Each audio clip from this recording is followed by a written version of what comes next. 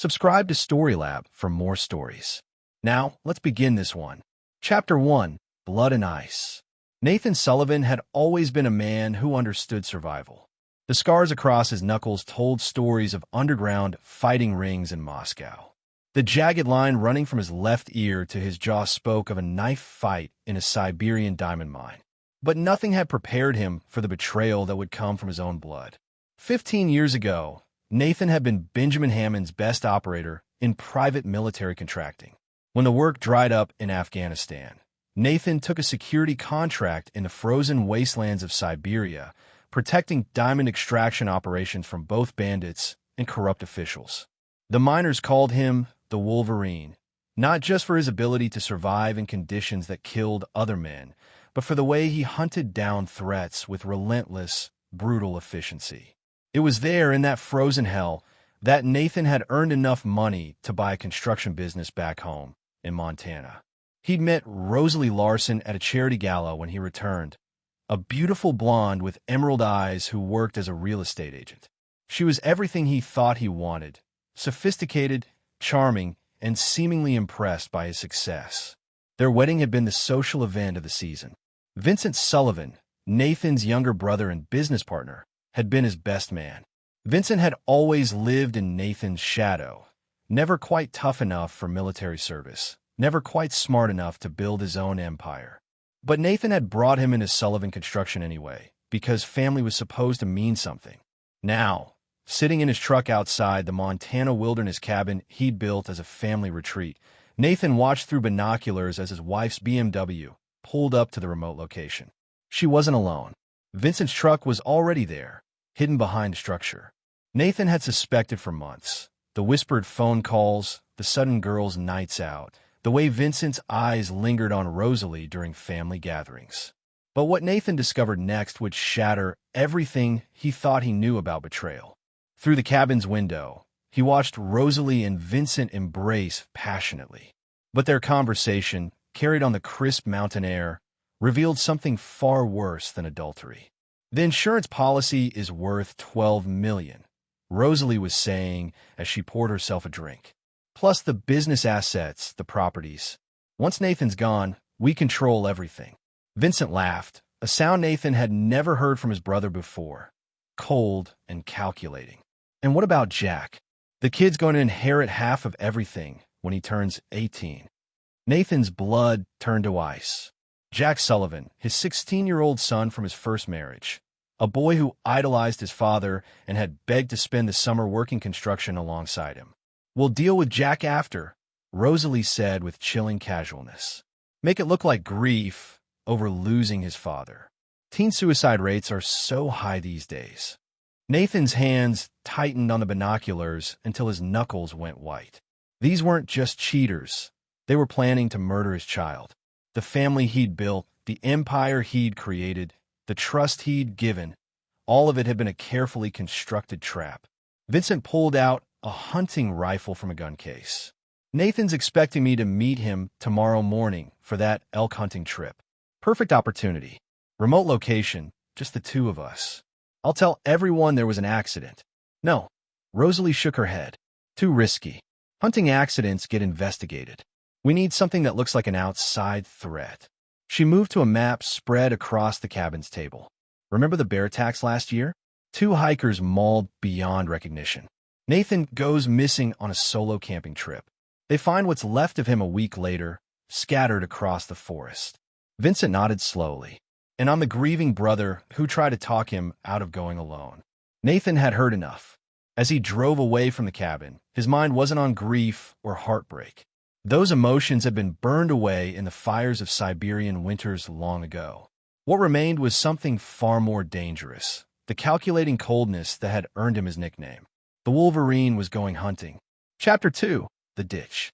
3 days later, Nathan Sullivan lay motionless in a drainage ditch beside Highway 287, his body riddled with bullets and his blood seeping into the Montana earth. But his chest still rose and fell in shallow, controlled breaths. The plan had been Vincent's masterpiece of deception, a concerned call to Nathan about suspicious activity near their construction site, a request to meet immediately alone, to investigate potential theft of equipment.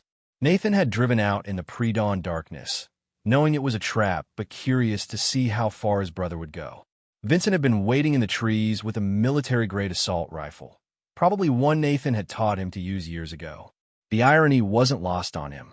"You know, brother," Vincent had called out as Nathan approached the supposed theft location, "I always wondered what it would feel like to be the one with the power." Nathan had turned slowly, unsurprised to see the rifle pointed at his chest. "And how does it feel, Vince?" "Like I should have done this years ago." Vincent's finger tightened on the trigger. "You never saw me as an equal. Never gave me real responsibility. Always treating me like your weak little brother. Because that's what you are." The first shot caught Nathan in the shoulder, spinning him around. The second hit his ribs. As he fell, Nathan used momentum and training to roll into the drainage ditch, playing dead as Vincent emptied the remaining rounds into the space where he'd been standing. Minutes later, Rosalie's BMW had pulled up. "Is it done? Is he really gone?" Her voice carried clearly in the mountain air. Vincent laughed, that same cold sound Nathan had heard of the cabin. "I emptied the mag into him. He's worm food. Let's get his son next." "Good," Rosalie replied. "Tell everyone a bear got him." What a tragedy. Nathan controlled his breathing, remaining perfectly still as they approached the ditch. Vincent kicked at his leg, and Nathan forced himself not to react. Years of Special Forces training had taught him to enter a meditative state that slowed his heart rate and minimized blood loss. "Should we make sure?" Vincent asked. "No. We've been here too long already. Someone might drive by." Rosalie's heels clicked as she walked back to her car. "Clean the rifle and get it back to Nathan's gun safe. I'll start making the worried wife calls in a few hours." They drove away, leaving Nathan alone with the sound of crows and his own steady heartbeat. As the sun crested the mountains, Nathan slowly pulled himself from the ditch. The bullets had done damage. 2 cracked ribs, a shoulder wound that would need stitches, and various cuts from the rocky terrain. But he'd survived worse in Siberia when a rival security team had left him for dead in a blizzard. That night, he'd tracked them back to their compound and left their frozen bodies arranged around their own campfire. This would be different. This would be art. Nathan made his way to a cache he'd established years ago, an old mine shaft where he kept emergency supplies, weapons, and documentation under various identities. As he cleaned his wounds and planned his next move, Nathan felt the familiar calm that came before violence. They thought they'd killed the Wolverine. They had no idea they'd just released him. Chapter 3, Ghost Protocol. Nathan Sullivan was officially dead, and that suited him perfectly. From his position on a ridge overlooking his own funeral, Nathan watched through high-power binoculars as his wife and brother played their roles to perfection. Rosalie wore black designer clothing and dabbed at her eyes with tissues. Vincent delivered a eulogy about his heroic big brother, who died trying to protect the family business from thieves. Even his son Jack was there, tears streaming down his face as he threw dirt on an empty coffin. The boy had no idea how close he'd come to joining his father in the grave. Nathan's officially deceased status had taken 3 days to arrange, but his years in private military work had left him with certain resources. Curtis Benjamin, his old commanding officer, now ran a discreet identity service for operators who needed to disappear. One phone call and a wire transfer had provided Nathan with a new identity. Derek Coyle, a freelance security consultant with an impeccable but untraceable background. More importantly, Benjamin had connected him with Salvatore Fish, a Brooklyn native who specialized in surveillance technology and had his own reasons for staying off government radars. Within 48 hours, Nathan's home, Vincent's apartment, and Rosalie's real estate office were wired with military-grade listening devices. What Nathan discovered in those recordings changed everything. The affair had been going on for 3 years, but the murder plot was only 6 months old. It had started when Rosalie discovered that Nathan's will left everything to Jack, with her receiving only a modest monthly allowance. Vincent's gambling debts to some very dangerous people in Las Vegas had provided the final motivation. But there was something else, something that made Nathan's blood burn with a fury he'd never experienced. "Once we have Nathan's money," he heard Rosalie say in a recorded conversation, We can finally do what we talked about. Take Jack somewhere remote. Make it look like he ran away after his father's death. Then we're free to start over in Mexico." Vincent's response was even worse. The kid's too much like Nathan anyway. Always watching, always asking questions. He'd figure us out eventually. They weren't just planning to kill Jack for the inheritance. They saw him as a threat to their future together. Nathan spent the next week gathering intelligence on their habits, their weaknesses, their fears. Rosalie had developed a cocaine habit that she thought she was hiding. Vincent owed $800,000 to Lorenzo Marchetti, a Las Vegas bookmaker with connections to organized crime. Both of them had been skimming money from Sullivan Construction's accounts to fund their lifestyle. Most importantly, Nathan discovered that they were planning to kill Jack in just 2 weeks during a family grieving trip to a cabin in Canada where Nathan's body would supposedly never be found. From his new base of operations, a rented warehouse on the outskirts of town, Nathan began phase 1 of his revenge. The first sign that something was wrong came when Vincent's car mysteriously burst into flames in the Sullivan Construction parking lot. The fire department ruled it an electrical malfunction, but Vincent knew better. The timing was too convenient, happening just hours after he'd told Rosalie they needed to accelerate their timeline. The second sign was Rosalie's real estate office. She arrived one morning to find every computer crashed, every file corrupted, and a dead crow nailed to her office door with a note that read, "The Wolverine is watching." But the real psychological warfare began when they started receiving packages. Vincent found the first one on his apartment doorstep, a box containing his own dog tags from his brief, failed stint in the National Guard, along with photos of him meeting with Lorenzo Marchetti's enforcers. The message was clear.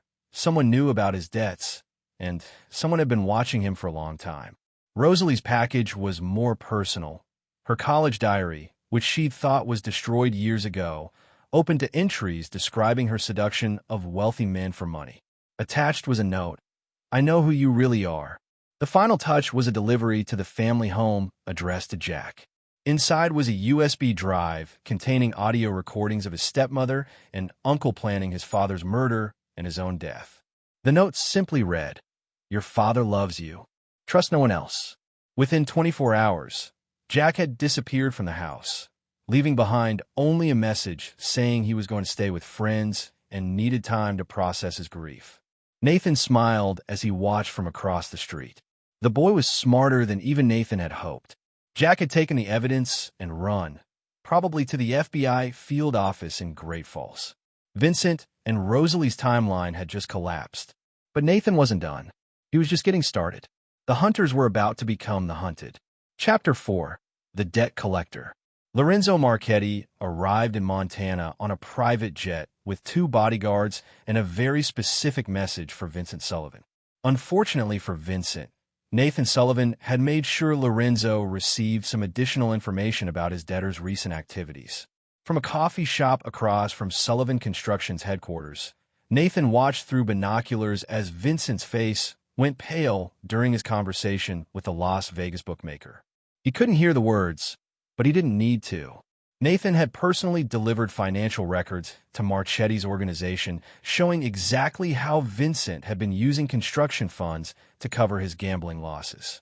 What Marchetti didn't know was that Nathan had also planted evidence suggesting Vincent was planning to flee the country with his brother's insurance money, leaving his gambling debts unpaid. "Mr. Sullivan," Marchetti's voice was calm, but carried the weight of barely contained violence. He was a thin man in his 60s, impeccably dressed, with eyes like a shark. "We need to discuss your payment schedule." Vincent shifted uncomfortably in his office chair. Through the window, Nathan could see sweat beading on his brother's forehead despite the air conditioning. "Lorenzo, I told you, the insurance money is coming. My brother's death." "Yes, about that." Marchetti placed a manila folder on Vincent's desk. "Imagine my surprise when I learned that you've been systematically embezzling from your own company for over a year. These financial records make for fascinating reading." Vincent opened the folder and his face went white. Inside were bank statements, transaction records, and photocopied checks. all showing his theft from Sullivan Construction. But Nathan had done more than just gather evidence. He'd manipulated the records to make Vincent's embezzlement appear far more extensive than it actually was. "This says I stole $2 million, Vincent whispered. "Indeed. And according to my sources, you were planning to take the insurance money and disappear to Mexico with your brother's widow. That would leave my organization with an uncollectible debt." Marchetti raised a hand for silence. "Mr. Sullivan, I'm not here to debate the accuracy of these documents. I'm here because you now owe me $3 million. Your original debt plus interest and penalties for attempting to defraud my organization." One of Marchetti's bodyguards, a massive man with scarred knuckles, stepped forward. Vincent instinctively recoiled. "I'll give you 48 hours to produce the money," Marchetti continued. "If you cannot, my associates will begin collecting payment in other ways. I believe you have some beautiful fingers for a construction worker." After Marchetti left, Vincent immediately called Rosalie. "We have a problem," Nathan heard through the surveillance equipment he planted. "Marchetti knows about the embezzlement. He's demanding $3 million in 2 days." "How does he know?" Rosalie's voice was sharp with panic. "Someone's been feeding him information. Someone who knows about our plan." Vincent's voice cracked. "Rosalie, what if Nathan's still alive? Don't be ridiculous. You shot yourself. I saw the body." "Then explain the packages. Explain how someone knew to contact Marchetti. Explain the dead crow on your office door." There was a long pause. "We accelerate everything. Tonight, we grab the insurance paperwork from Nathan's safe, clean out all the accounts we can access, and we're on a plane to Mexico City before sunrise." "What about Jack?" "Forget the kid for now. We'll deal with him later if we have to." Nathan smiled as he listened to their desperation. They were making mistakes now, operating from fear instead of calculation. That was exactly where he wanted them. But Nathan had one more surprise waiting.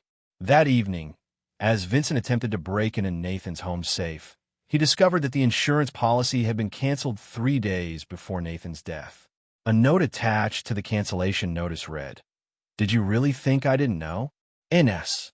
Meanwhile, Rosalie arrived at the bank to find that all of Sullivan Construction's accounts had been frozen pending an FBI investigation into suspected money laundering.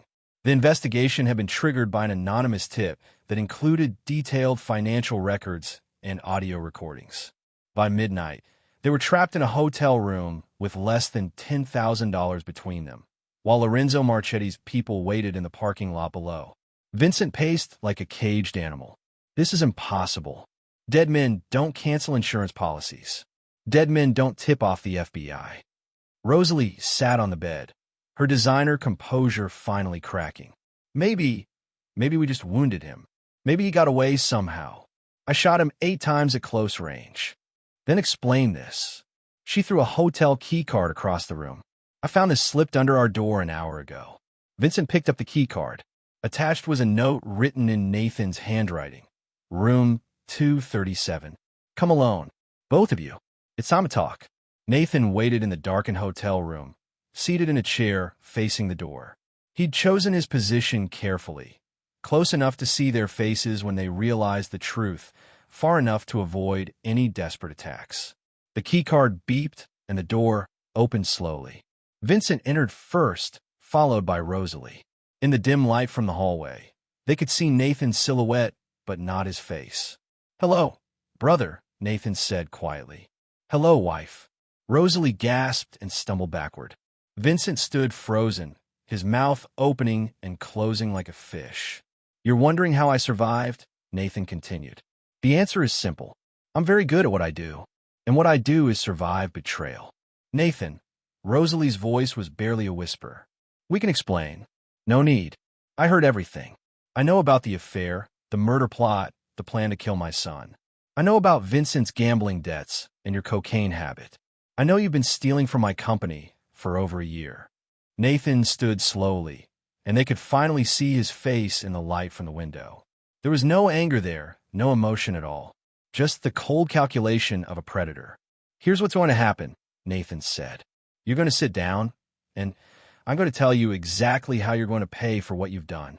Chapter 5. The Hunt Begins. Nathan let the silence stretch between them like a blade. Vincent and Rosalie stood paralyzed in the hotel doorway, their faces masks of disbelief and terror. After a long moment, Nathan gestured to two chairs he'd positioned in the center of the room. "Sit." They obeyed like broken marionettes. Rosalie's hands trembled as she clutched her purse. Vincent couldn't stop staring at his brother, as if Nathan might dissolve into a hallucination at any moment. "You're both wondering if this is real," Nathan said, settling back into his chair. "Let me assure you it is. Just like the bullet wounds you gave me were real. Just like your plan to murder my son was real." "Nathan, please," Rosalie began. "Shut up." The words carried such cold authority that she immediately fell silent. "You had your chance to talk when you thought I was dead. Now you listen." Nathan reached into his jacket and pulled out a tablet computer. "Do you know what this is? It's a complete record of your lives for the past 6 months. Every phone call, every text message, every email, every lie you told about where you were going, every meeting with Marchetti's people, every dollar you stole from my company." He swiped the screen, and audio began playing from the tablet speakers. Vincent's voice filled the room. "I emptied the mag into him. He's worm food. Let's get his son next." Rosalie made a choking sound. Vincent's face had gone gray. "The FBI received copies of everything 3 hours ago," Nathan continued. "Right about now, they're executing search warrants on both of your homes. They'll find the cocaine in your jewelry box. Rosalie, they'll find the modified financial software Vincent used to hide his embezzlement." Nathan stood and walked to the window, gazing out at the parking lot where Marchetti's men waited. "Of course, the FBI won't find you tonight, because Lorenzo Marchetti's people are going to find you first." "You called them," Vincent whispered. "I didn't have to. You've been stealing from my company for over a year to pay gambling debts. When I froze the accounts, you became a liability to some very dangerous people. They're downstairs right now, waiting for you to try to leave." Nathan turned back to face them. "But I'm not completely heartless. I'm going to give you both a choice." He reached into his jacket again and produced 2 items, a cell phone and a small plastic bottle. "Option 1, Nathan said, placing the phone on the table. "You can call the FBI right now and confess to everything. Attempted murder, conspiracy, embezzlement, insurance fraud. You'll spend the rest of your lives in federal prison, but you'll be alive." He set the bottle next to the phone. "Option 2, fast-acting poison. Painless. 30 seconds and it's over. Much preferable to what Marchetti's people will do to you." Rosalie stared at the items in horror. "There has to be a third option. We can make a deal." "We can." "You can what?" Nathan's voice remained perfectly calm. "Pay me back. Apologize for trying to murder my son. Explain why you've been fucking my brother in our marriage bed for 3 years. Vincent finally found his voice. "Nathan, I know you hate us, but we're still family." "Family?" Nathan's laugh was like breaking glass. "You put 8 bullets in my back and left me to die in a ditch. You planned to murder my 16-year-old son. You stole money I earned bleeding in Siberian winters to pay for your gambling addiction and her drug habit." Nathan leaned forward, and for the first time, they saw real emotion in his eyes. Not anger or hurt, but something far more terrifying, complete, absolute coldness. "You stopped being family the moment you decided I was worth more dead than alive." A knock on the door interrupted them. 3 sharp raps, then 2 more. Vincent and Rosalie both jumped. "That's Marchetti's people," Nathan said calmly. "They figured out which room you're in. You have about 30 seconds before they breach the door." "Nathan, please." Rosalie grabbed for the phone. "Don't let them." Nathan caught her wrist in a grip that made her cry out. "You had your chance to call the FBI 3 minutes ago. You chose to keep begging instead." The knocking came again, more insistent this time. "Last chance," Nathan said, releasing Rosalie's wrist. "Prison or poison. Choose now." Vincent lunged for the bottle, but Nathan was faster. Years of special forces training and Siberian survival had left him with reflexes his brother could never match. He caught Vincent's hand and twisted, sending him to his knees with a muffled scream. "Wrong choice," Nathan said. The hotel room door exploded inward as Marchetti's men kicked it open. 3 large men in expensive suits poured into the room, guns drawn. Nathan raised his hands slowly. "Gentlemen, I believe you're looking for Vincent Sullivan and Rosalie Larson. They're right there." The lead enforcer, a man with olive skin and dead eyes, looked confused. "Who are you?" "Someone who had a business arrangement with your employer. Mr. Marchetti wanted his money back from these two. I found them for him." Vincent struggled to his feet, clutching his twisted wrist. "Nathan, you can't." "Can't what?" "Save your life. I just offered you 2 chances to live. You chose poorly both times." Nathan walked toward the door, and the enforcers parted to let him pass. At the threshold, he turned back to face his wife and brother one last time. "For what it's worth," he said, "I really did love you both once. But the Wolverine doesn't forgive betrayal, and he never forgets."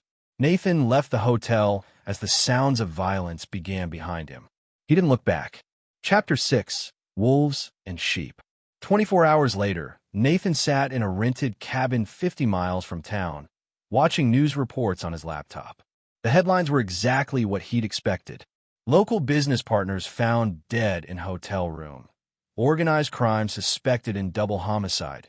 FBI investigating multi-million-dollar embezzlement scheme. Vincent and Rosalie had been found beaten to death in their hotel room. The media reported it as a mob execution related to gambling debts, exactly as Nathan had planned. Lorenzo Marchetti's organization would be under federal investigation for months, but they'd covered their tracks well. No arrest would be made. Nathan felt nothing as he read the details. No satisfaction, no remorse, no closure. They had been problems that needed solving, and he had solved them efficiently. His phone buzzed with a text message from Jack. "Dad, I saw the news. I'm safe. FBI says I can come home tomorrow.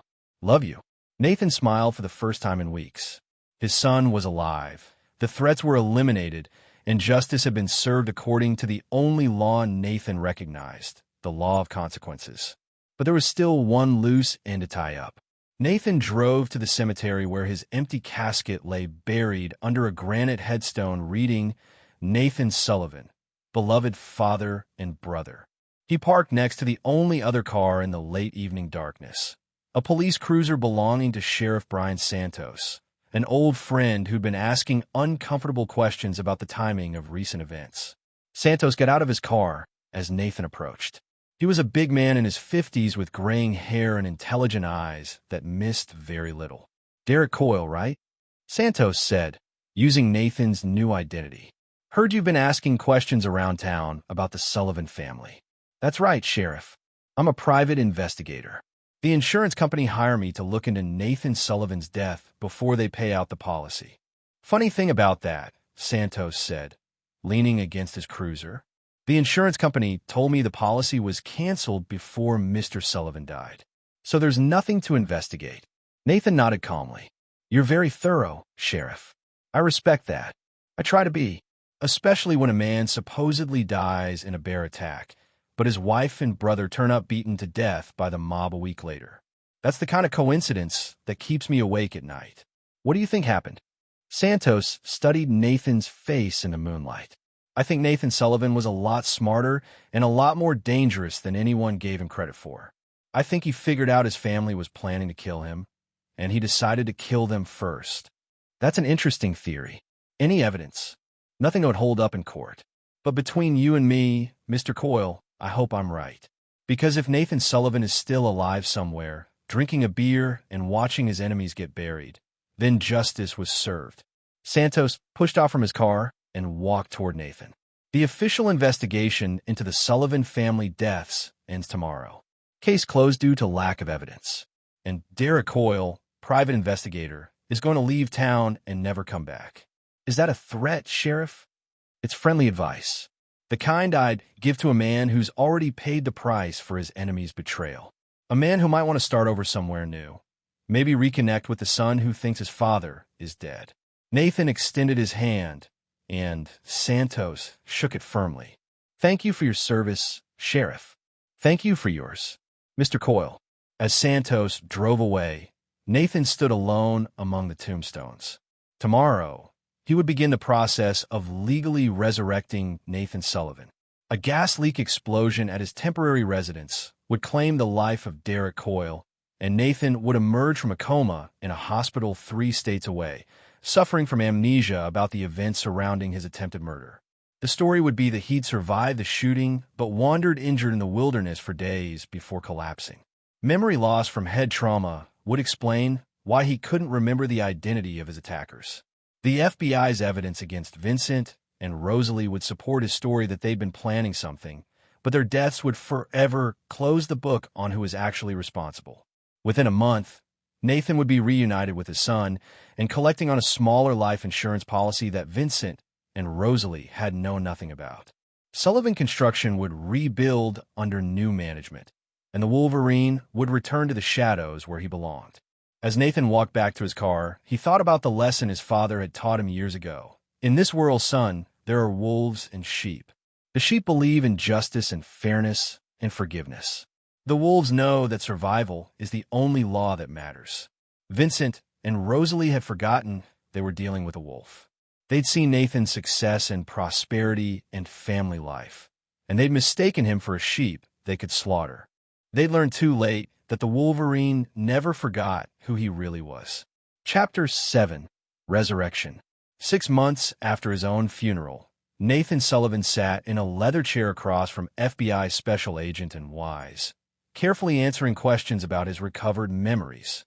The hospital room in Denver was sterile and white, decorated with flowers from well-wishers who believed he'd miraculously survived a wilderness ordeal. I remember arguing with Vincent about money, Nathan said, his voice weak but consistent with his cover story. He seemed desperate about something. Then there are fragments, gunshots, falling cold.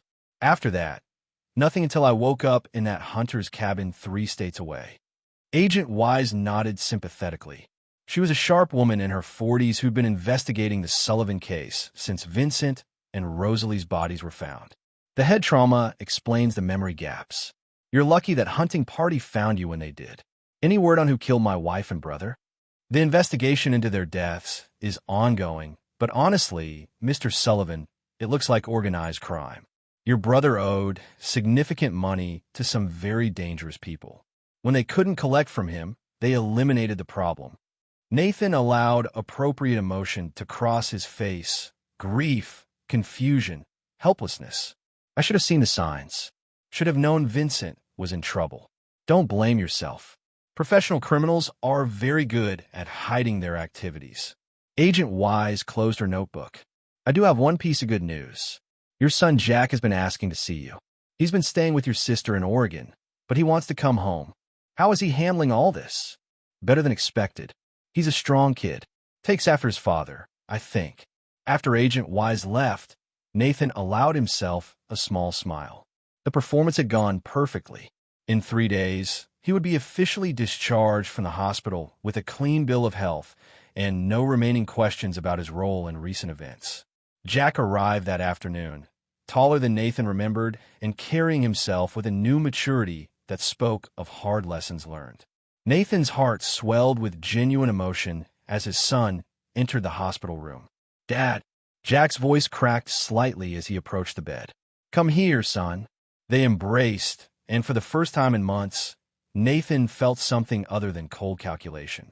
This was what mattered. This was what he'd fought to protect. I thought you were dead, Jack whispered. I thought I might be too, but I'm too stubborn to die that easily. Jack pulled back, studying his father's face. Dad, there's something I need to tell you. Something I figured out before Vincent and Rosalie died. Nathan's expression remained carefully neutral. What is it? I know they tried to kill you. I have recordings of them planning it. I went to the FBI, but by the time they investigated, Vincent and Rosalie were already dead. Recordings? Jack pulled a USB drive from his pocket. Someone left this for me at the house. Audio files of Vincent and Rosalie talking about the murder, about killing me too for the inheritance money. The FBI has copies, but they said the case is closed now that the perpetrators are dead. Nathan took the drive, examining it with apparent confusion. Who would have made these recordings? I don't know. Someone who was watching them. Someone who wanted to protect us. The FBI thinks it might have been Vincent's gambling associates, trying to create evidence for leverage. What do you think? Jack was quiet for a long moment. I think someone who loved us very much made sure we both survived. Nathan met his son's eyes and saw understanding there. Not the full truth. Jack was too young and too innocent for that, but enough truth to know that justice had been served. I love you too, son. They spent the rest of the afternoon talking about safer topics. Jack's school, his plans for college, his interest in joining the military after graduation. Nathan listened with genuine pride, marveling at how his son had grown stronger through adversity. That evening, after Jack had gone to his hotel room, Nathan received an unexpected visitor. Curtis Benjamin, his old commanding officer, entered the hospital room carrying a briefcase and a grim expression. "Nathan, good to see you're officially alive again." "Curtis, I wasn't expecting you." Benjamin set the briefcase on the hospital bed and opened it, revealing documents and photographs. "We need to talk about Salvatore Fish." Nathan felt a cold knot form in his stomach. Salvatore had been his technology expert, the man who'd provided surveillance equipment and identity documents for Nathan's revenge operation. What about him? "He's dead. Found in his Brooklyn warehouse 3 days ago. Professional hit, very clean. But before he died, someone tortured him for information." Benjamin spread photographs across the bed. Crime scene images showing Salvatore's body and destroyed computer equipment. Whoever killed him knew exactly what they were looking for. They took his client files, his equipment, everything. Who would want that information? That's what worries me. Salvatore worked for some very dangerous people over the years. If his client list fell into the wrong hands. Benjamin paused. "Nathan, he kept detailed records of every job, including yours." Nathan studied the photographs, his mind racing through implications. How detailed? Everything. Names, methods, payment records. If someone has those files, they know that Derek Coyle paid for surveillance equipment and false identity documents 6 months ago. They know about the connection to your family's deaths. Any idea who killed him? Benjamin shook his head. Could be anyone. Organized crime, foreign intelligence, corporate espionage. Salvatore made a lot of enemies in his line of work. Nathan closed the briefcase and handed it back to Benjamin. "What do you recommend? Disappear again. Take your son and start over somewhere new. Whoever has Salvatore's files, they're probably not interested in old business, but why take the risk?" "No." Nathan's voice was firm. "I spent 15 years building a life here. I won't run from shadows and possibilities." "Nathan, be smart about this. You've got your son back, your enemies are dead, and your company is profitable again. Don't throw it all away because of pride." "It's not pride, Curtis. It's principle. I don't run from threats anymore." Benjamin studied his old friend's face and sighed. "You're still the Wolverine, aren't you? Even after everything, you can't help but hunt." "I'm a father who wants to raise his son in peace. But if someone threatens that peace..." Nathan's eyes went cold. "Then yes, I'm still the Wolverine." After Benjamin left, Nathan sat alone in the darkness, contemplating this new threat. Somewhere out there, someone had information that could destroy the new life he'd built. Information that could lead back to him, to Jack, to the truth about what had really happened to Vincent and Rosalie. The Wolverine had thought his hunting days were over. Apparently, the hunt was just beginning. Chapter 8. The Wolves' Circle. Nathan had been home for 2 weeks when the first message arrived. He found it slipped under his front door while Jack was at school. A single photograph showing Nathan standing over Vincent and Rosalie's bodies in the hotel room. Written on the back in neat handwriting, "We should talk. A friend." Nathan studied the image with professional detachment. The angle was wrong for security camera footage, and the lighting suggested a long-range telephoto lens. Someone had been watching the hotel that night, waiting to document whatever happened. That afternoon, a second message arrived via encrypted email to an account Nathan hadn't used in years. "The Wolverine's reputation precedes him. Impressive work with your family. I have a business proposition." The email was signed M and included GPS coordinates for a location in the mountains outside town. Nathan spent 2 hours running counter-surveillance routes before driving to the coordinates. The location was an abandoned mining operation from the 1940s, isolated and defensible. As Nathan approached the main building, He could see the infrared laser dots of sniper scopes tracking his movement from the surrounding ridgeline. Professional, expensive, military grade. Nathan parked and walked toward the building with his hands visible, noting sight lines and escape routes out of habit. Inside, he found a woman in her 30s with sharp features and predatory eyes, seated behind a folding table like she was conducting a job interview. "Mr. Sullivan, or do you prefer the Wolverine?" "Depends on the conversation." "Who are you?" "Call me Monique. I represent certain interests that require discreet problem-solving services." Nathan remained standing, keeping his distance from the table. "What kind of problems?" Monique smiled and gestured to a chair across from her. "The kind that require a man with your particular skills. Surveillance, infiltration, elimination of threats. The kind of work you did so effectively with your own family." That was personal, of course, but it demonstrated a level of planning and execution that my employers find intriguing. Nathan sat down, but remained ready to move. "Your employers being?" "Private military contractors, corporate security firms, certain government agencies that prefer not to be named. People who occasionally need problems to disappear without official oversight." Monique opened a tablet computer and showed Nathan a series of photographs. Corporate executives, foreign businessmen, political figures. "These individuals have created various complications for my clients. Some require surveillance. Others need to be discredited or eliminated entirely." "You're talking about assassination." "I'm talking about problem resolution. The methods are negotiable based on the specific requirements." Nathan studied the faces on the tablet. "What makes you think I'm interested?" "Because you're very good at it, and because we have leverage." Monique swiped to a new image on the tablet. Surveillance photos of Jack leaving school, walking home, sitting in a coffee shop. "Your son is a handsome young man. It would be tragic if something happened to him due to his father's past indiscretions." Nathan's expression didn't change, but something cold and deadly shifted behind his eyes. "That sounds like a threat." "It's a business proposal with built-in motivation. Accept our offer, complete 3 assignments over the next year, and your family's secrets remain secret.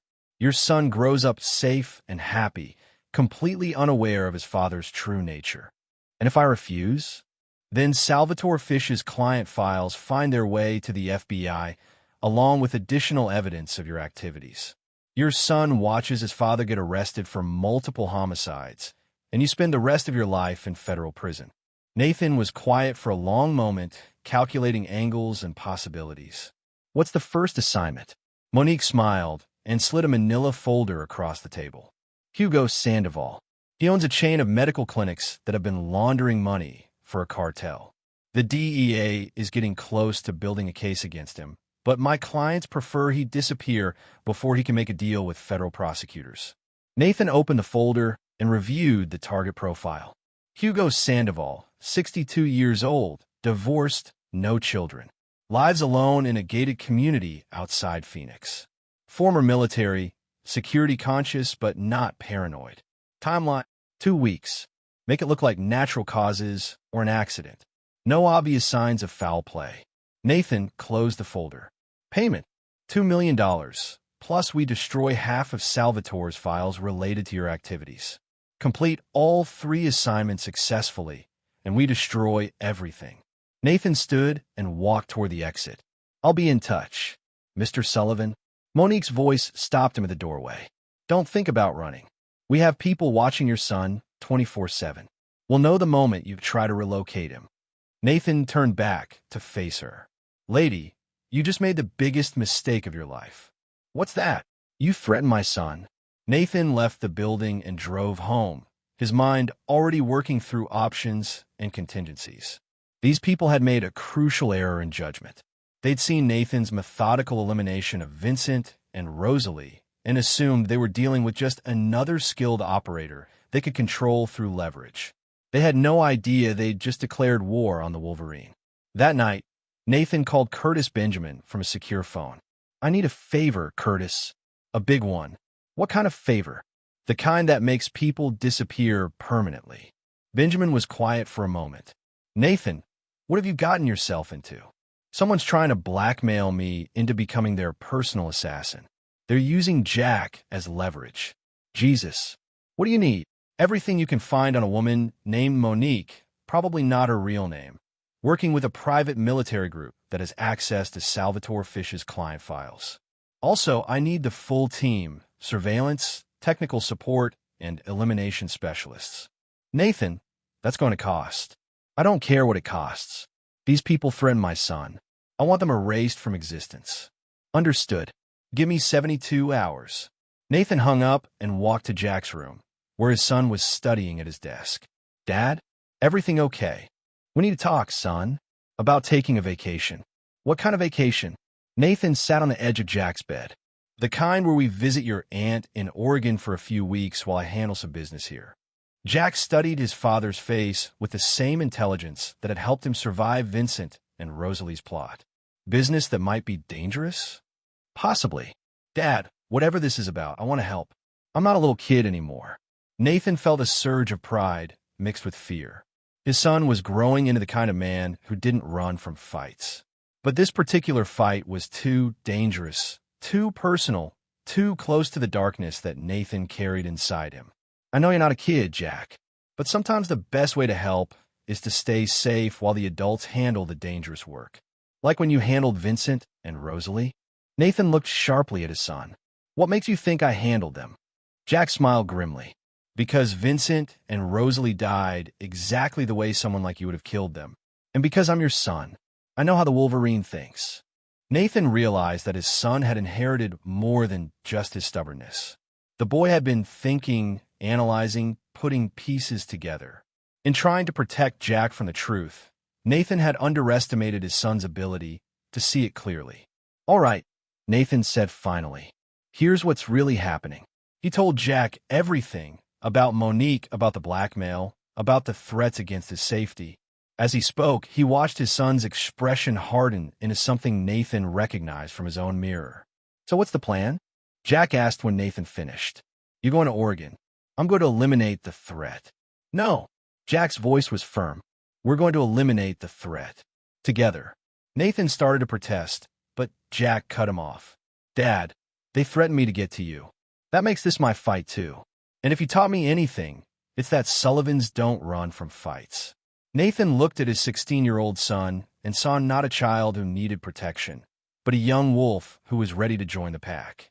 All right, Nathan said, but we do this my way with my rules. And if I tell you to run, you run. No arguments. Deal. Nathan smiled, feeling something fierce and proud stirring in his chest. These people had threatened his family thinking they could control him through fear. They were about to learn that wolves were most dangerous when they hunted together. Chapter 9, The Last Hunt. The elimination of Monique's organization took 3 weeks of careful planning and brutal execution. Nathan had learned from Curtis Benjamin that the group called themselves Nexus Solutions, a collection of former military contractors and intelligence operatives who specialized in corporate espionage and targeted elimination. Monique was actually Dr. Michelle Stokes, a former Army psychiatrist who'd been dishonorably discharged for conducting unauthorized experiments on prisoners. Their client list included pharmaceutical companies, defense contractors, and several foreign governments who needed problems eliminated without official oversight.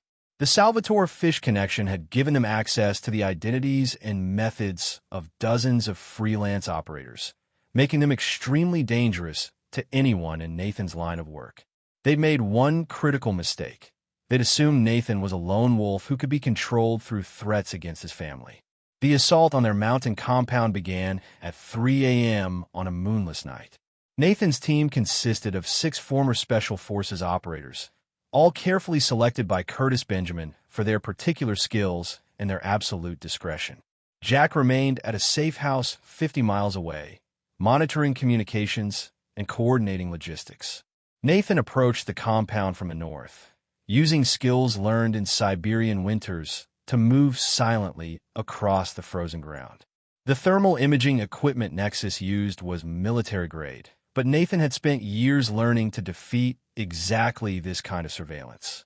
The first sentry died without making a sound, Nathan's knife finding the gap between his body armor and helmet. The second sentry managed to raise his rifle before Nathan's suppressed pistol dropped him. Inside the main building, Nathan moved through darkened corridors like a ghost, eliminating guards and security personnel with mechanical efficiency. These are professional killers who'd threatened his son. He felt nothing but cold satisfaction as each threat was permanently neutralized. Dr. Michelle Stokes was waiting in her office, a pistol on her desk and a defiant expression on her face.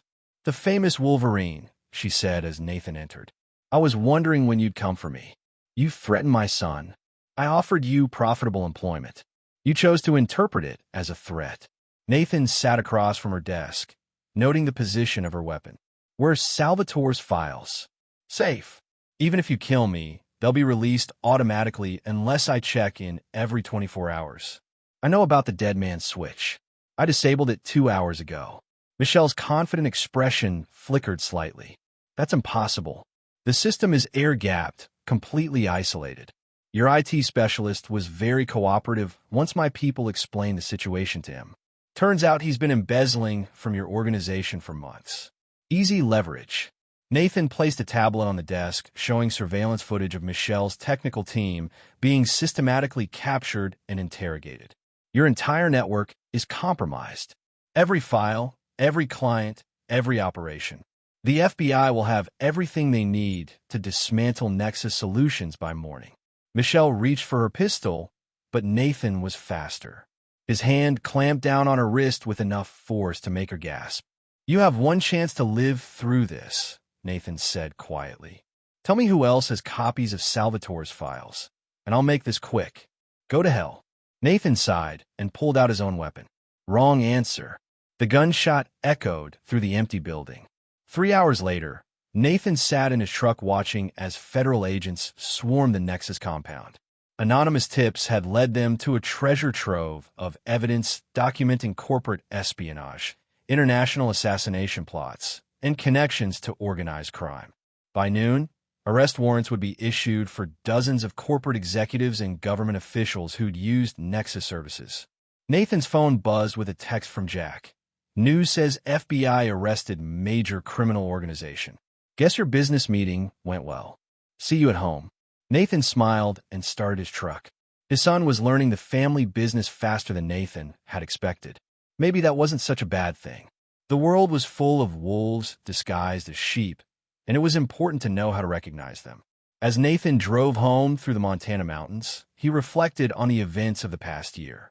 Vincent and Rosalie had tried to destroy his family for money and greed. Nexus Solutions had tried to control him through threats and blackmail. Both had learned the same lesson. The Wolverine didn't forgive betrayal, and he never forgot. But more importantly, they'd learned that some lines should never be crossed. Threatening Nathan's son had been the last mistake any of them would ever make. Nathan pulled into his driveway to find Jack waiting on the front porch, a satisfied expression on his young face. "Dad, there's something I want to show you." Jack led Nathan to the garage, where he'd set up a computer station with multiple monitors and communication equipment. "I've been thinking about what you said about family business," Jack said, "about how there are wolves and sheep in this world. I want to learn how to be a wolf." Nathan studied the sophisticated setup his son had assembled. "This equipment is expensive. Where did you get the money?" Jack grinned. Michelle Stokes had several offshore accounts that weren't properly secured. "I may have redistributed some of those funds to more worthy causes." Nathan felt a surge of pride mixed with concern. His son was definitely learning the family business, perhaps a little too well. "Jack, this kind of work, it changes you. Makes you cold. Makes it hard to trust people or have normal relationships." "Dad, after everything that's happened, do you really think I can go back to being normal?" Nathan looked at his son, really looked at him, and saw the truth. Jack had been shaped by betrayal and violence just as Nathan had been. The innocence was gone, replaced by something harder and more calculating. But unlike Nathan, Jack wouldn't have to learn these lessons alone. He'd have his father to guide him, to teach him when to be ruthless and when to show mercy. "All right," Nathan said finally, "but we do this together, and we have rules. We protect innocent people. We never betray family. And we never forgive those who threaten what we love." Jack extended his hand and Nathan shook it firmly. "Welcome to the family business, son." Outside, the Montana wind howled through the mountains, carrying the promise of winter and the certainty that somewhere in the darkness, new threats were stirring. But Nathan Sullivan was no longer hunting alone. The Wolverine had found his pack. 6 months later, Nathan and Jack Sullivan operated a discreet consulting firm that specialized in risk management for high-profile clients. Their success rate was 100%, and their methods remained completely confidential. Vincent and Rosalie Sullivan's graves were occasionally visited by family members who left flowers and spoke of tragic losses. Nathan and Jack never visited, but they sometimes drove past the cemetery on their way to more important business. In Siberia, diamond miners still told stories about the Wolverine, the American who'd hunted bandits through frozen wastelands and always brought them back dead. They didn't know he'd returned to his native hunting grounds, or that he'd taught his skills to the next generation. The Wolverine's legend was complete. His legacy would continue, and in a world full of sheep, the wolves would always find This is where one. our story comes to an end. Share your thoughts in the comments section. Thanks for your precious time. If you enjoyed this story, then please make sure you subscribe to this channel. That would help me a lot. Click on the video you see on the screen, and I will see you there.